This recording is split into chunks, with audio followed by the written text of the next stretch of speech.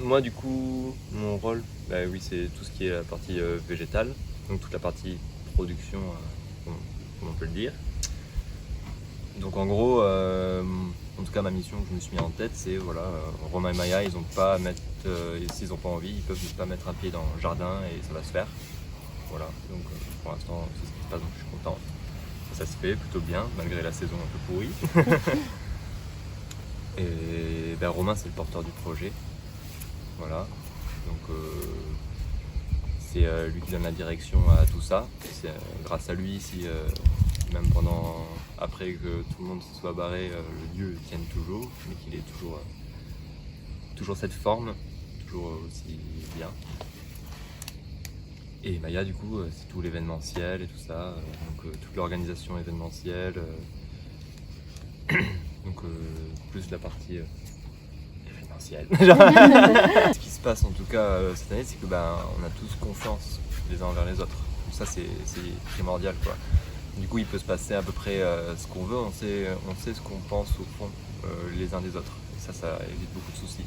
Du coup ça nous permet de pouvoir nous énerver, ça nous permet de pouvoir s'engueuler sans que ça prenne une ampleur énorme. C'est juste que des fois l'humain est comme ça, hein, je trouve que c'est même plutôt ça de pouvoir s'énerver.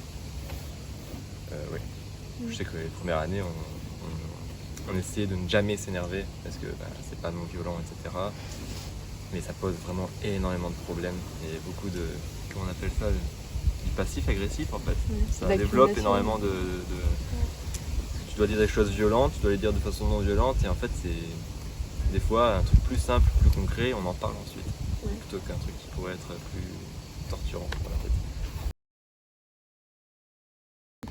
Alors comment faire pour allier tout ça? Je sais pas. Concrètement je cherche. Et on cherche tous en fait, c'est un gros travail. Je peux pas dire qu'il y ait des choses qui se soient mal passées, mais disons qu'il y a des périodes où émotionnellement c'est plus rude que d'autres. C'est-à-dire qu'on a des temps d'euphorie, des temps de down aussi, et on est un peu obligé de le partager des fois, on a du mal à réussir à avoir à imposer son propre rythme aussi de partage ou de non-partage. Savoir dire non au partage quand on a besoin d'être tranquille, c'est pas évident. Et voilà, du coup en fait on cherche tous notre équilibre là-dedans et c'est pas évident. On rentre dans la psychologie très brute quoi. Parce que là on allie vraiment l'émotionnel.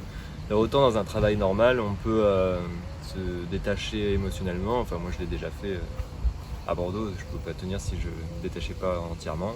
Donc je travaille, je rentre chez moi, c'est notre vie. Là on est à la fois, on est tous colocataires, collègues de travail et amis. Donc émotionnellement c'est pas évident tout le temps, on peut pas se détacher de l'émotionnel et pourtant on travaille. Donc c'est bon, j'ai bien répondu. Il y a beaucoup plus de positifs que de négatifs. Le positif c'est que même en restant ici, on voyage avec tout le monde qui passe, donc on a toujours des histoires, on a toujours des centres d'intérêt différents, on a toujours du coup du neuf, donc ça c'est super bien. Après dans les côtés négatifs, il y a aussi le côté rébarbatif, de réexpliquer les mêmes choses à chaque fois à tout le monde. Oui, il peut y avoir... Il y a un côté où au bout d'un moment, pendant 3 mois ça va, 4, 5 mois, tu commences à être fatigué en réalité de... Bonjour, oui, allez, on va faire ci, on va faire ça. Je suis le jardinier.